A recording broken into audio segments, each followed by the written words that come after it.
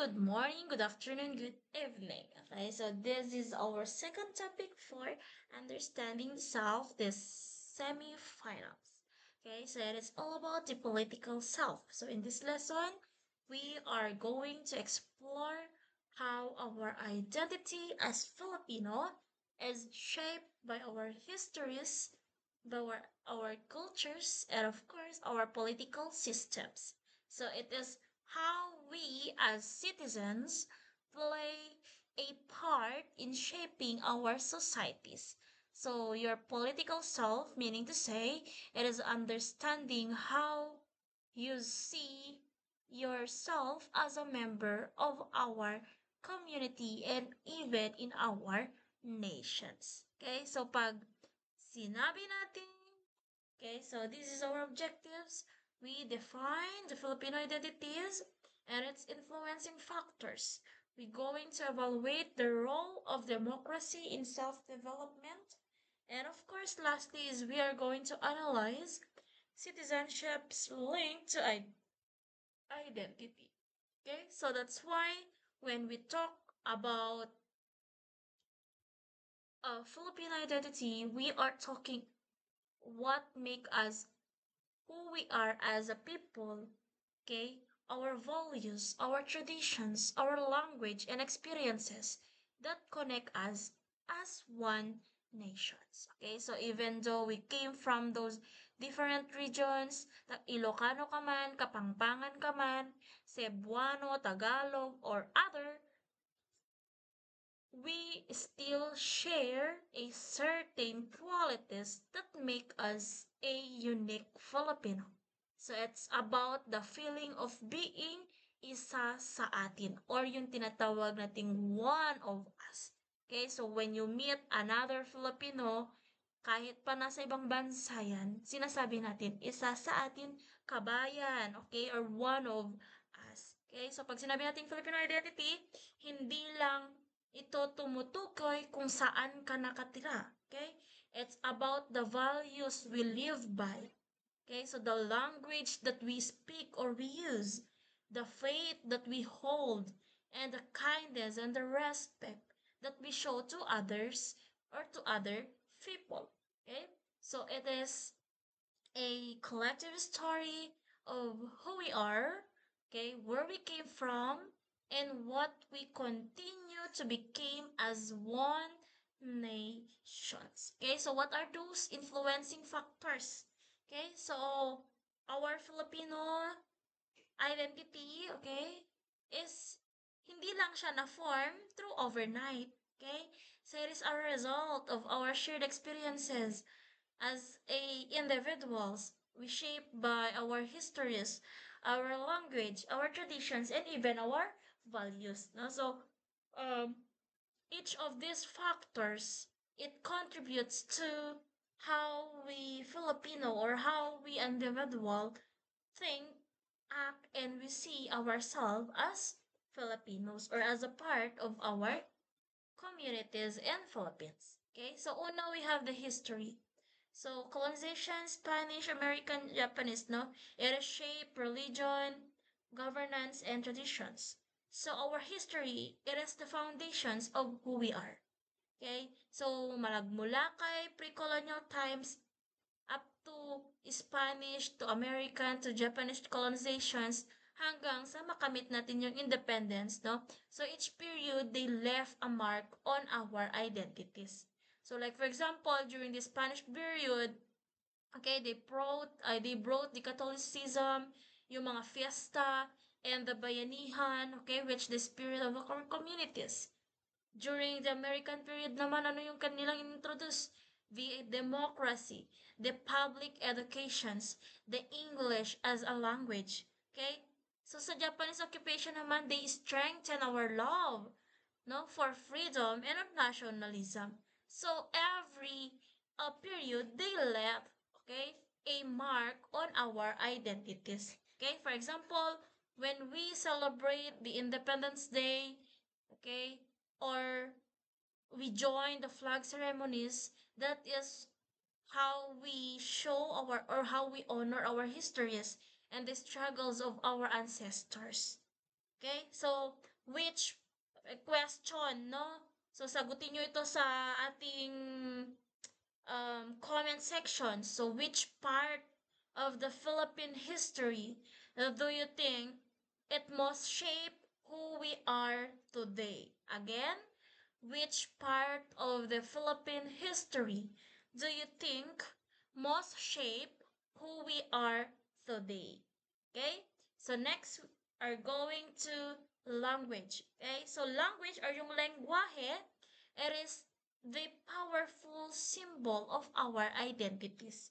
So pinagko-connect niya tayo at inaalaw niya tayo to express our thoughts, our emotions, and even our cultures.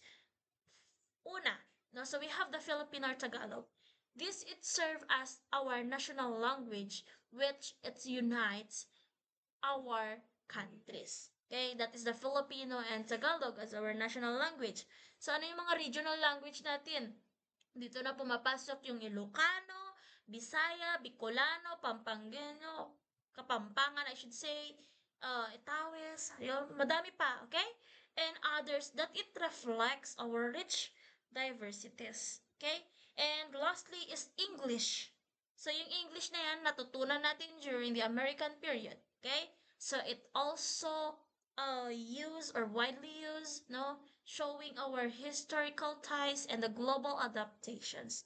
Okay? For example, yung paggamit lang natin ng po at opo, it's already how we show our respect. Okay? So while yung word kagaya ng barkada, bayanihan, utang na loob, that is connected to the cultural meanings that can be fully translated into English. Okay? Another questions, okay? Sagutin ito sa ating um comment sections. What one Filipino word that you think describe who you are? What one Filipino word that you think describe who you are? Okay? So next, let's move on to the traditions and customs. So in traditions and customs, it shows how we live out, no, our beliefs, our values in our daily life. No, so they are the visible expressions of our identities. Okay, so una na dito ang religious traditions natin. So ano yung mga ginagawa natin? Simbang gabi, yung Holy Week processions, okay, yung mga fiesta, okay, which is we honor the patron saints, mga ganon. Okay? So, the family customs, ito naman yung how you show your respect to the elders, the close family ties, yung pagmamano, yung extended family, which is they live together in a one house. Okay? Yon ang ating mga family customs. That is our traditions and customs. The social customs, hospitality, okay, toward our guests or yung mga bisita natin. And, of course, the community gatherings. And lastly is we offered food, no, parang it's a sign of care to other people. Okay? So, yun, no? For example, when your family reunites or magsama-sama kayo during the Christmas or you're going to celebrate town fiestas with your neighbors, it reflects the unity and joy. So, yun po ay isang trait ng Filipino life. Okay? So, that is the traditions and customs. Next, let's move on to values. So, ano yung mga values naman na to? No? So, our core Filipino values are the invisible threads that it holds our identity together. So, may mga values tayo na ginaguide tayo kung paano tayo mag-isip, ano yung mga nafe-feel natin, and how we are going to behave towards the others. So, our history always remind us where we came from, kung saan tayo nanggagaling. Yung language natin, it allows us to connect, no? And to express our culture, our traditions and customs, pinapakita niya how we live as Filipino. And lastly, yung values naman natin, it reflects the heart of who we truly are. Okay, so with these four factors, no, together with this four factors, it forms your Filipino identity. It is a blend of your past and a present, your traditions and modernity, individuality and community. Okay, so impact of major historical and social forces. Okay, so dito naman, our identity as Filipinos is it did not develop in isolations. Okay, so hindi siya isolated. Was molded or developed by major forces. Okay, that influence our beliefs, our values, and our ways of life across the centuries. So dito na pumapasok yung tatlong factors. Ano yon or major uh, yon, no? So which is the colonizations, the migrations, and globalization. So una is we have the colonization. So the colonization referring to the period when the foreign powers, okay, in Spain, in the United States, the Japan, as they ruled the Philippines, okay, sinakop nila ang Pilipinas. So each they left a deep marks on our cultures, in our religion, and political system. So ano yung naging impact nito sa ating Filipino identity? So in colonizations, now when it comes to the Spanish influence, they introduced the Christianity or yung tinatawag nating Catholicism, now which it remains no the dominant religion that we have today. They shape our fiesta culture and of course the traditions that is tied up to our faith and communities. They also brought the concept of respect, of the modesty, and yung the family devotions. Okay, so yun yung iniwan ng Spanish the Spanish, no? Na iniwan nila sa atin. So ano naman during the American period, they introduced the public educations. They teach us the English language, and of course, the democratic government. That's why, up until now, yan yung mga meron tayo.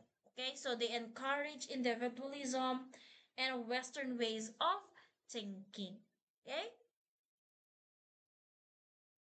Next naman is Japanese occupation. So during the time of Japanese, they also strengthened the Filipino resilience and nationalism. No? So tinuruan tayo to value the freedom and unities during the hardship time.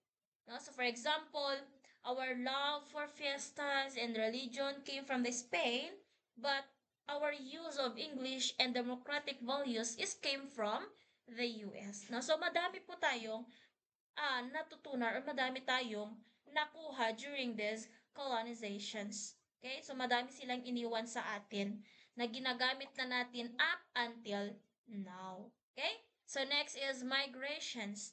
When we say migration, meaning to say it is the movement of those individuals or people from one place to another. Okay? So whether you came from the province to the city or from the Philippines to other countries, lumabas ka. Okay? So what is the impact of this one in Filipino identities? So, una, it's the spread of Filipino cultures, no? So, yung mga OFW natin or the overseas Filipino workers natin, they bring the Filipino food, the music, and the values wherever they go, no? Especially kapag nasa ibang bansa sila. So, dala-dala pa rin nila yung mga yan. So, pwedeng magluto sila, they are allowed to cook, they are allowed to have that music, they allowed to practice their values. Okay, so kahit saan sila mapunta, dala-dala nila yon. Okay? Next naman is adaptation and blending. So the Filipinos, they learn to adapt to other cultures, but they keep their Filipino heart, no? So, ang mga tao or mga Pilipino, they were able to adopt the cultures from others. Now, for example, you adopt your you adopt another culture from Korea, but the culture or the Filipino heart is still remain na nandun po. Like for example, you're still family oriented, you are respectful, you are hardworking. So that is adaptation and blending. So next naman is the changing of the family structures.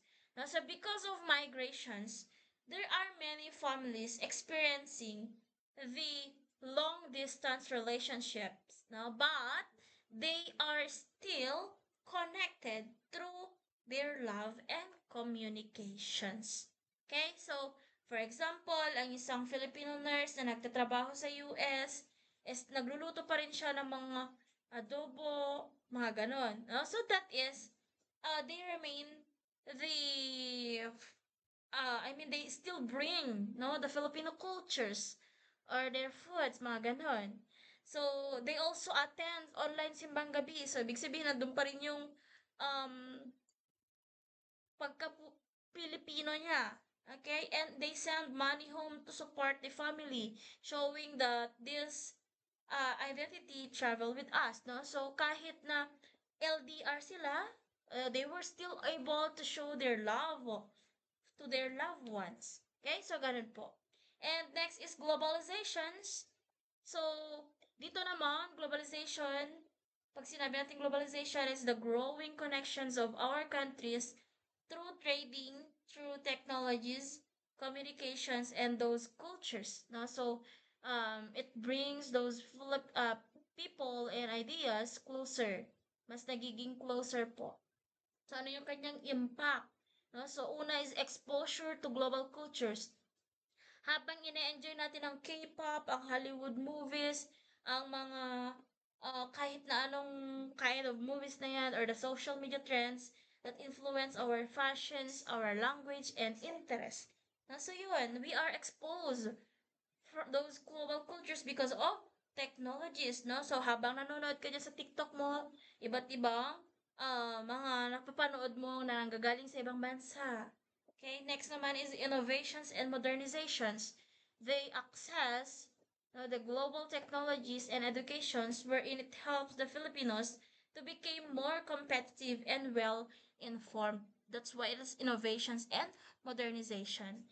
And lastly is the cultural blending. No? So while we adopt those new ideas, we still preserve the Filipino traditions, okay, which is you are creating the modern, yet you still have the traditional identity, okay? So we have here the core Filipino values and concepts, okay? So our identity as Filipinos, it is root, okay, or nagmula siya in our values. Okay, it's deeply rooted in our values. It is the guiding principles that is influence our behaviors, our decisions, and our relationships.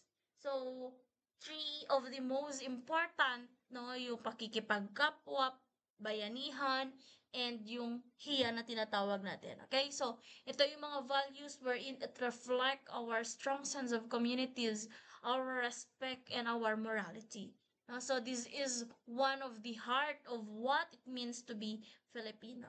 Okay, so pag sinabi nating pakikipagkapwa-tao, no, it's your human relationships or your shared identity with others.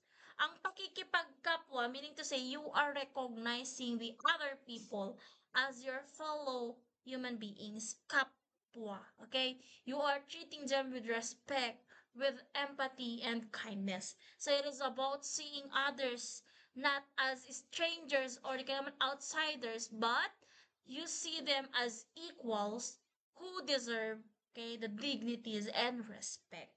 So sa Filipino life, in our Filipino life, we are naturally warm and compassionate. Alam naman natin yan, no? So we help the others. It is not because it is our duty, but because we felt that we are connected to them. No? So like for example, you share your foods with your neighbors. Okay, during the hard times, kapag may mga tanim ka, tapos umani ka, or nag-ani ka, nagbibigay ka, ganun. Okay? Like, another one is you are comforting your classmate wherein nafe-feel out, nafe-feel niya that nale-left out siya. Yung mga yun. You are joining into a clean up drives or charity work. So, wherein it values, no? Ano yung values na pinapakita niya? Yung empathy, yung respect, and yung unity or pakikipagkapwa. Okay? Next naman is bayanihan. So it's the community spirit or cooperations. So when we say bayanihan, working together for the common good, no? So without expecting anything in return. Yung tumulong ka pero hindi ka nag-expect ng kapalit. Okay? It comes from the word bayan, meaning community or nation. That's why bayanihan. Now, so it shows our willingness to help with other people, especially in times of need, kapag nangangailangan ng isang tao. Okay? So, even in modern times or in modern days, bayanihan can be seen in voluntarism and collective actions. Okay? So, for example, people helping a family to move their house in the province or yung bahay kubo na nakikita na natin lagi sa pictures. That is the traditional image of bayanihan. Okay? So, for example, is the community cleanups, relief drive, fundraising for those who are affected by the calamities. Okay? Or di kaya naman the parents, the teachers, the students, or etc. or the part of the communities, they are working together during Brigada Eskwela. Okay? So that is bayanihan. So ano yung pinapakita niya pang values? The cooperations, the unity, and the selflessness. Okay? So next is hiya. Okay? It is the sense of propriety, a sense of shame, or a sense of modesty.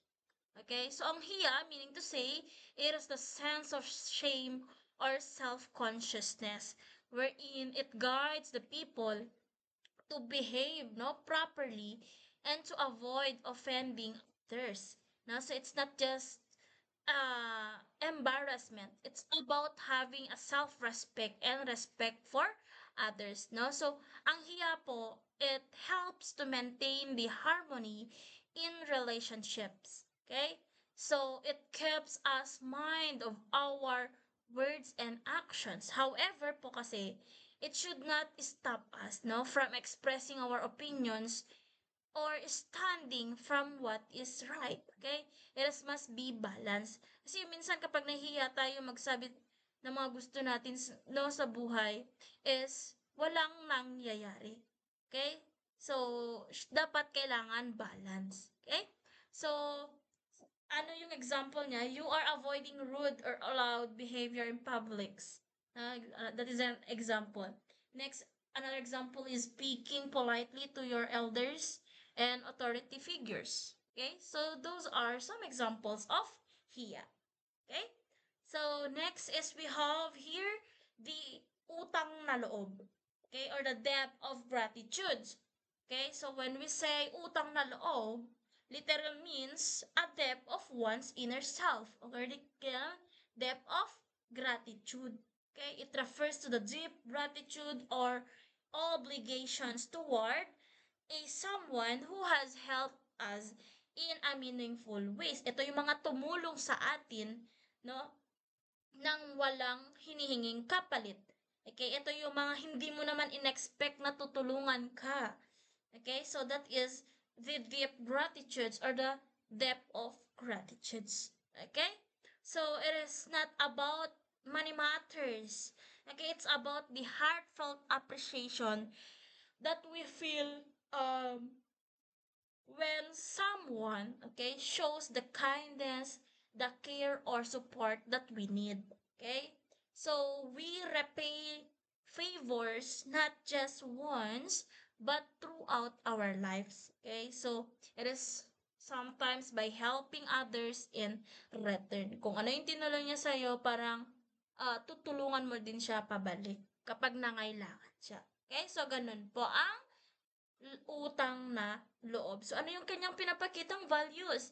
It is the gratitudes, It's the loyalty and reciprocity. Okay, so kapag sinabi nating utang na loob, it it makes or it keeps the relationship strong.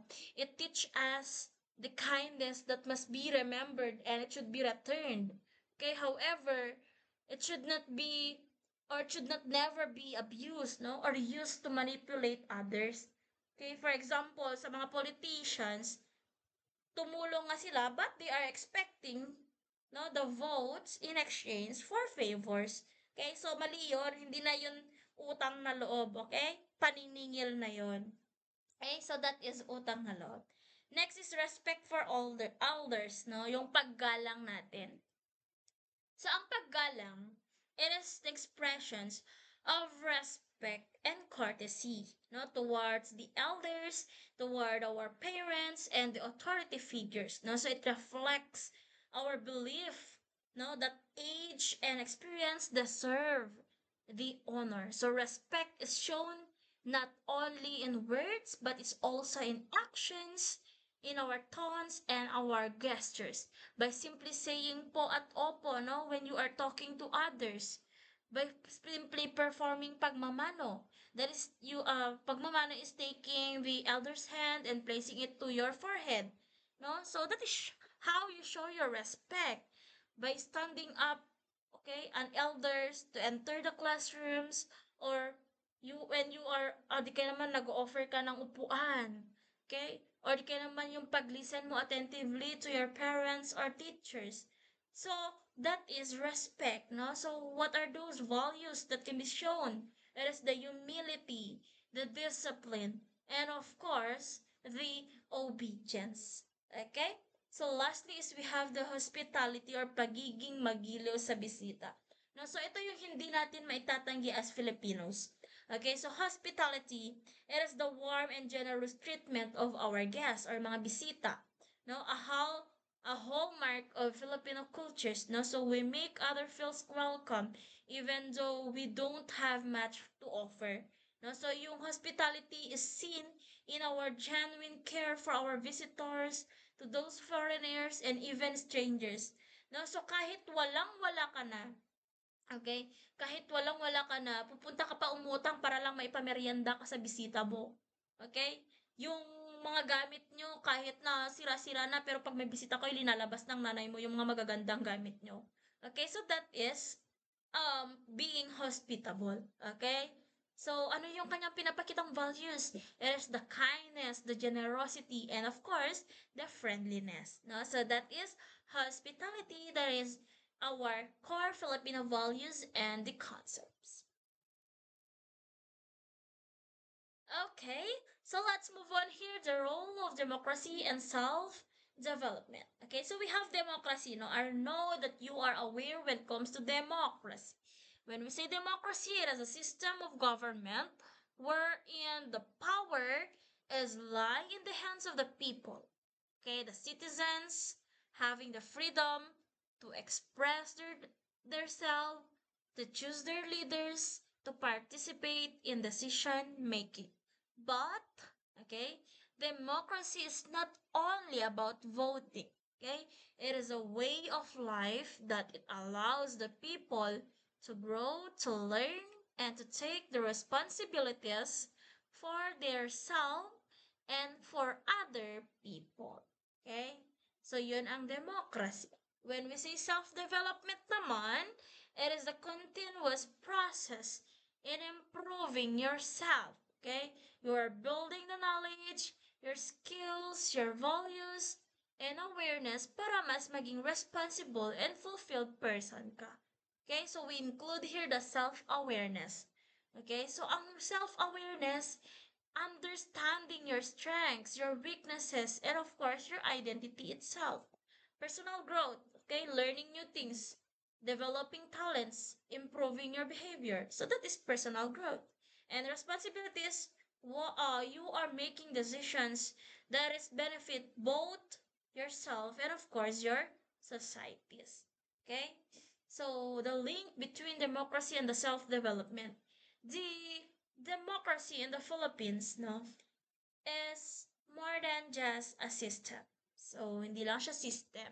It is already part of our everyday life.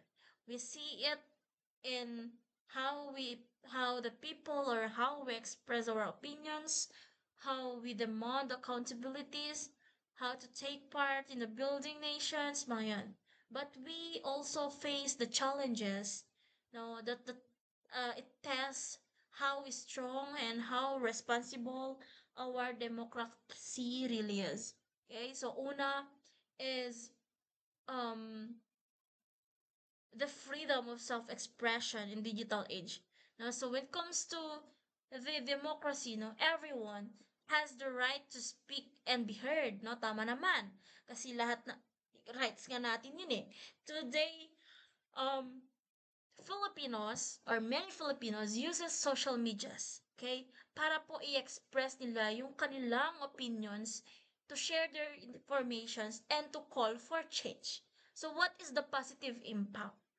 Those young people who use social media, okay, to raise awareness or yeah, no, about the mental health, the climate change, education, and corruptions. Okay, so that is the positive impact. They were able to use that. During the elections, also the youth, okay, groups, no, they create a online campaign para po i-encourage ang responsible votings. Okay? Many students also use these platforms to practice their freedom of speech and civic participations. So that's the positive impact. Okay? But, okay, ang makukuha nila dito or the negativity that they were going to experience, no, is the spread of the fake news, the misinformations, and online hate, no? Wherein it shows that the freedom must come with the critical thinking and responsibilities. No, so there are some people misuse the free speech or the freedom speech to spread the divisions or the false narratives. Okay, dahil sa nasobrahan yung sinasabi niyang, I have my freedom of speech, I have the freedom to express my opinions.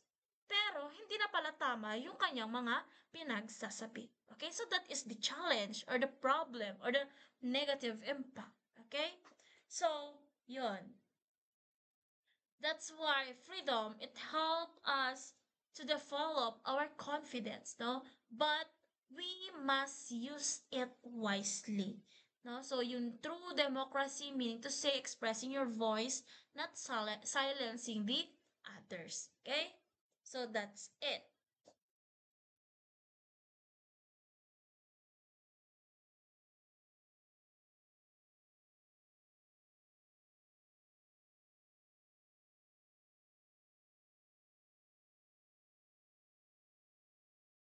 Next naman is the equality and the fight of fairness. So dito naman, the democracy teach us equality. Okay? So that everyone, regardless kung ano yung kanilang background, they deserve the rights and respect. Okay? But in reality, inequality still exists in different forms in our country today. So nakikita natin when it comes to education, to gender diversity, and economic gaps. Okay, so sa education, no, so nakikita natin dyan inequalities sa gender and diversity, and of course in economic gaps, no, so yung mga nakakaranas ng hirap is nahirapan silang magkaroon ng access when it comes to healthcare, mga ganon. Yet, those Filipinos continue to speak up for fairness and inclusions, no? That's why the local governments and organizations are creating programs para po masuportahan nila yung kanilang pangangailangan. Okay, what the women's rights, the free education, the youth empowerment, and etc. Okay, that's why equality starts with respecting others as equals. So when we treat others fairly, we strengthen both our democracy and our sense of self. Okay? So next naman is the participations and responsibility in actions. So the participation is the heart of the democracies. and it's alive in our country today. So we need to participate. No? So these are the, for example, sa elections, mga community service, in local governance, like yung SK, the public protest. Okay, so these actions teach us, no, responsibility and the civic duty. Okay, that is one of the key parts of our self-development. That's why democracy grows when the citizens take part. No, not just by only voting, but they are, I bet, by simply caring, okay, giving care. So that's why in participation, it builds the confidence, the leadership, and empathy. Okay? So next naman is challenge to our democracy today. So while the democracy give us freedom, it is also demands responsible citizenship. Okay, so sa Pilipinas, we face the several issues wherein it affect both democracy and personal growth. Okay? So, andyan yung corruption, andyan yung lack of accountabilities, andyan yung misinformations, ayan yung low civic awareness, yung mga political apathy, yung mga yan, no? So, that is our challenges that we face when it comes to democracy. So, these challenges always remind us that democracy isn't a automatic. Okay, so we must protect it through educations, through participations, and moral integrity. No, so kapag ang strong democracy begins with strong individuals who think critically, who act ethically, and who care deeply. Okay, so but democracy in the Philippines is not perfect, but it's alive because of the Filipinos, especially today, no, the youth continue to give care, to speak, and to act. Okay, so every time we use our voice wisely, okay, respect others' right, and take part in change, okay, we strengthen both our nations and our sense of self. Okay, so ang democracy nagsisimula yan sa ating sarili. If in how you think, or if you think how you speak, how you care for others. So when you grow as a responsible citizen, then our country will grow with you naman. Okay? Mag-grow naman siya kasama ka. Okay? So that's it. So citizenships linked to our identities. So when we say citizenship naman, no? Being a member into political communities, okay, our nations, who has the rights, who have the responsibilities, and participations in public life. No, so it defines how those individuals relate to others, okay, to the state, and to the nation as a whole. No, so it is both a legal status, or you are recognized by the law, and a moral commitment. No, so you are living with loyalty, with respect, and active involvement on that communities. Okay, so there is we have the three main components of the citizenship.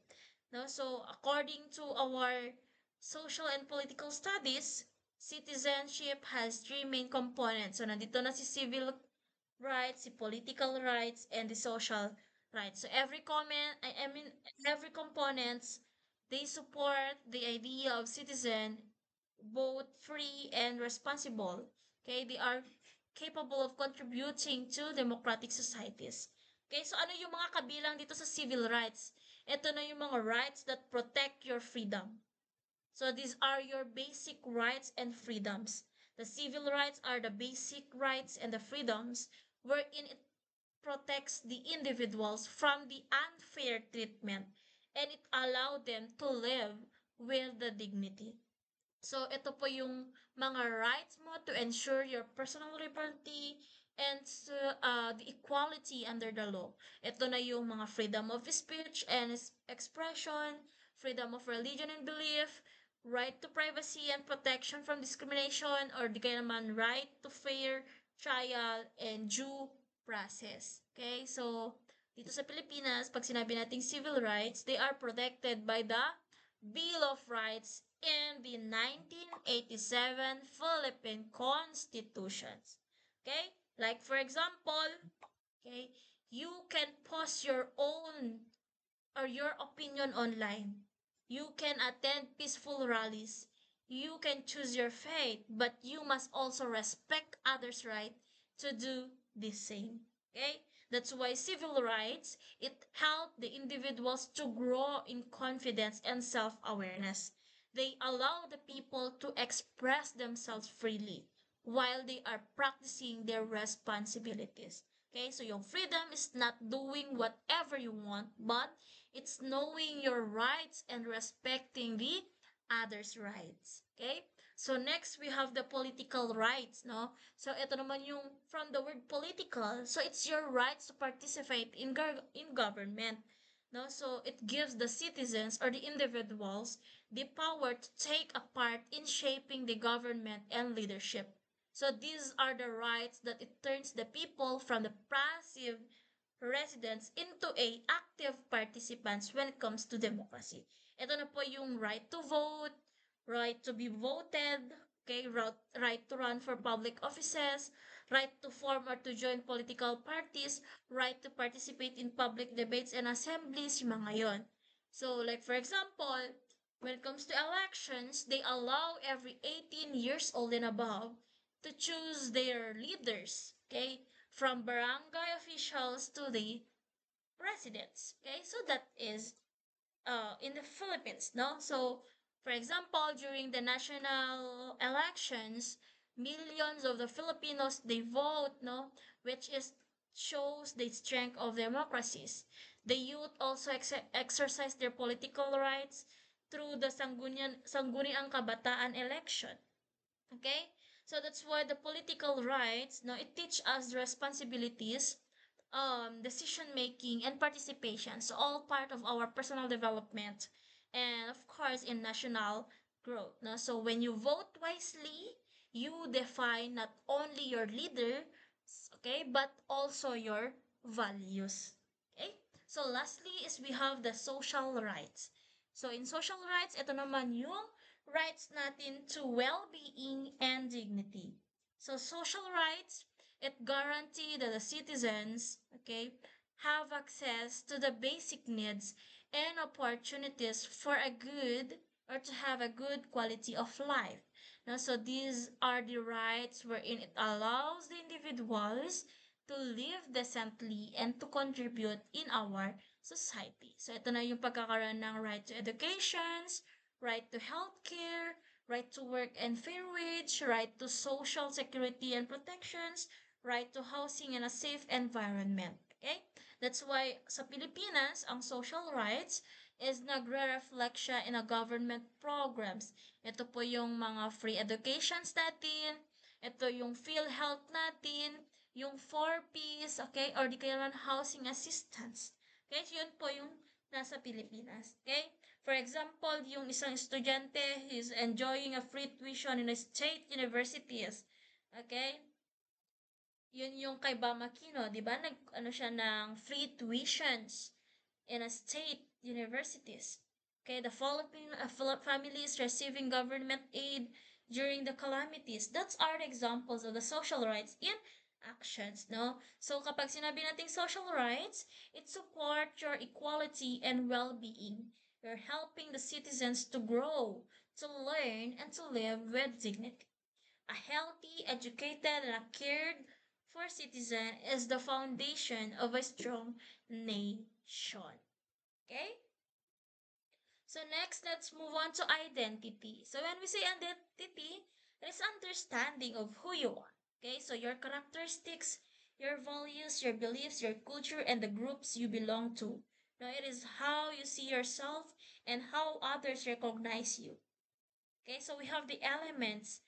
Now, so your identity as a person and as a Filipino citizen can be understood through the four key elements. Ano yun?